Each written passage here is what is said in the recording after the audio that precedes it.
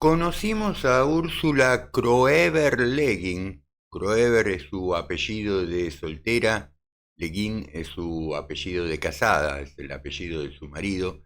La conocimos los de mi generación al menos por una novela corta, El lado izquierdo de la oscuridad, que fue uno de los títulos clásicos que presentó la editorial Minotauro, de la que ya hemos hablado en algún video de este canal.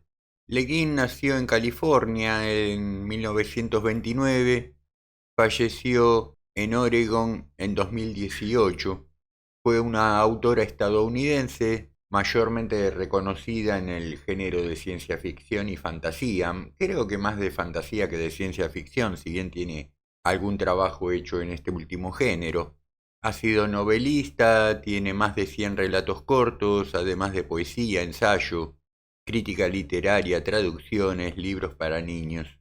Está muy impregnada, me parece a mí, de la cultura de los años 60, 70, décadas de las cuales ella es referente como escritora.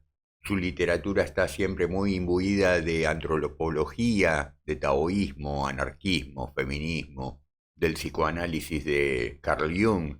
Algo de esto se puede denotar en Los que se van de Homelas, el cuento que leímos en el video anterior, en lo que hace a ese paradigma utópico de sociedad que ella presenta como ideal, que tal vez hoy no nos resulte, valga la redundancia, muy resultón. En todo caso, parece que está interpelando al hipismo, ¿no? Este cuento se publicó en 1973, entiendo que de manera suelta en una revista de ciencia ficción, y a mí me parece que ese paradigma, esa descripción de sociedad utópica que presenta el cuento, interpela de alguna manera los ideales, los principios del hipismo, cuando habla de una sociedad sin reyes, sin soldados, con religión pero sin clérigos, sin bancos, sin bolsa, y todos viviendo en una especie de alegría bailarina, tocando la flauta, en fin, pero por inadecuado me parece que nos resulte hoy esa descripción de esa sociedad ideal. No es lo fundamental del cuento, la podemos reemplazar por otras figuraciones. Tal vez para el hombre de hoy un ideal de sociedad sea una sociedad hipertecnologizada, más de lo que está. Una sociedad donde ya no sea necesario el trabajo, que el mismo sea realizado por robots, lo que fuere, da lo mismo, porque el fondo del cuento cuál es, ¿no es cierto? Que sea cual fuere el detalle de tu sociedad ideal, alcanzado ese logro, nunca puede dejar de ser a expensas del sufrimiento de alguien, ¿no es cierto? En este caso, ese niñito discapacitado, encerrado en un sótano en condiciones miserables. Es tremendo y filosófico, ¿no es cierto? Había necesidad de que para sostener la felicidad del mundo uno tenga que sufrir la peor de las miserias. Bueno, en este caso ella sostiene que sí, que era necesario. Vamos que la voz narradora es muy poco confiable, ¿no? A mí, si por algo me gusta este cuento, Los que se van de Homelas, es por la construcción de relato con una voz narradora muy dostoyevskiana, y me parece a mí muy dostoyevskiana en el sentido karamazoviano del término.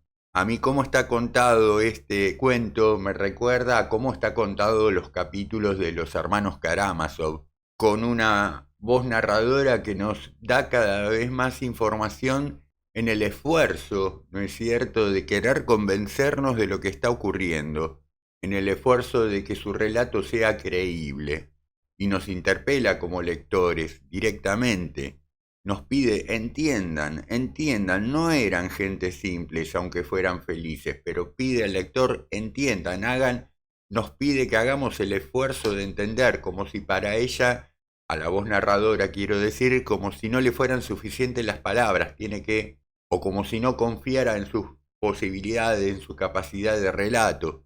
Esta voz narradora parece consciente de ciertas condiciones que el lector le va a poner para aceptar su relato, ¿no es cierto? Entonces incluso le pide al lector un esfuerzo para, en realidad, conseguir una mayor coherencia, una mayor verosimilitud de lo que se está contando. En un momento, y es muy gracioso el recurso, pero ella va añadiendo detalles al relato y dice, si les parece útil añadirle una orgía, no vacilen. O sea, le pide al lector que contribuya con su propia imaginación al relato y que le añada todo lo necesario para hacer verosímil esa situación. Lo que luego no va a ser negociable es esa condición de que hay en el medio de la ciudad un niño encerrado en un sótano, discapacitado, abandonado del mundo, maltratado, en condiciones de la peor de las miserias, y que ese niño está ahí en esas condiciones en función de sostener la verosimilitud de esa sociedad, lo que la vuelve completamente terrorífica esa sociedad, ¿no es cierto? Digo, en ese sentido, en esa condición del niño, la voz narradora ahí se vuelve innegociable, no nos permite pensar que ese niño no exista. Dice, las condiciones son estrictas y absolutas, ni siquiera hay que decirle una palabra amable al niño. Ahí juega con el límite del sentido del relato, ustedes pueden decir, o el positivismo ha dicho en su momento, que el mal de la tierra puede ser desarraigado, aniquilado. Sin embargo, en el mundo actual seguimos confirmando que para que muchas partes del mundo vivan, ya no digo excelentemente bien, medianamente bien, muchas otras tienen que sufrir lo que este niñito encerrado en su sótano representa, simboliza, ¿no es cierto? El punto de vista filosófico del cuento no deja de ser cristiano. Insisto, si ustedes piensan que es posible una situación ideal de vida con estas características o cualquier otra, la que quieran ustedes inventarles, idear, si se insiste con la idea de que es posible un mejoramiento, una evolución, un estado de vida ideal, utópico, sin necesidad de que sea expensas ante el sufrimiento de nadie. Bueno, al menos el cristianismo no lo ha visto así, ¿no es cierto? Tiene un punto de vista antropológico, si quieren, la necesidad del sacrificio.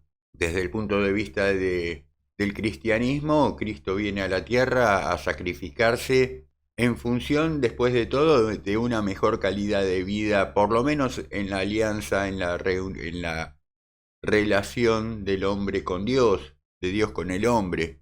Finalmente, en esa tensión en la que se constituye el relato, en una tensión, en esa tensión que nos genera de por qué es necesario que ese niño esté ahí sufriendo para mantener las condiciones dadas de la sociedad, bueno, no lo resuelve, pero el punto de fuga de esa tensión está en el mismo título del cuento, ¿verdad? Los que se van de homelas. En realidad, al final nos damos cuenta que el fundamento del cuento no está en aquellos que mantienen el statu quo de esa sociedad, sino los que se van. Hay algunos que eligen irse de homelas, no vuelven a sus casas. De golpe algo pasa en algunos individuos que en algún momento deciden empezar a caminar por las calles hasta abandonar la ciudad. Dice aquí que hacia las montañas, les dedica nada más que el último párrafo, ¿no es cierto?, a los que se van de homelas. Para la mayor parte de nosotros, el lugar hacia el cual se dirigen es aún más increíble que la ciudad de la felicidad. Me es imposible describirlo, quizás ni siquiera exista. Es muy graciosa esta parte porque con lo que le costó a la voz narradora construir ese paisaje que nos describe, donde nos permite que además le agreguemos elementos para lograrlo más verosímil, ya hacia donde sea que van los que se van de homelas, ya abandona la voz narradora. Me es imposible describirlo. Bastante me costó llegar a describir esta situación al interior de homelas. Lo que pasa fuera de homelas ya no me da la cabeza para describirlo, ¿verdad? Sin embargo, todos los que se van de homelas parecen saber muy bien hacia dónde van. Y ahí termina el cuento. Hay una instancia superadora, parecería en esa última frase, un dejo de esperanza, tal vez de resolución de esa tensión en la relación de la sociedad respecto del niñito que está sufriendo encerrado en el sótano. Este cuento lo tomé del sitio lecturia.org, una especie de blog o un blog donde pueden encontrar cuentos como este, resúmenes de cuentos, poesías, sinopsis, resúmenes, reseñas y análisis de grandes libros de la literatura universal. Bueno, visiten este sitio lecturia.org, www.lecturia.org, que posiblemente lo disfruten mucho. En lo que a mí respecta, espero que les haya agradado el cuento, que les haya agradado este análisis. Déjenme sus puntos de vista en la caja de comentarios. Como siempre les pido que lo recomienden al canal, que pongan like, dislike, toquen la campanita y todo lo demás. Suscríbanse. No se vayan sin ver el agradecimiento al final de este mismo video a los miembros de este canal. Por lo demás, nos vemos en el próximo video.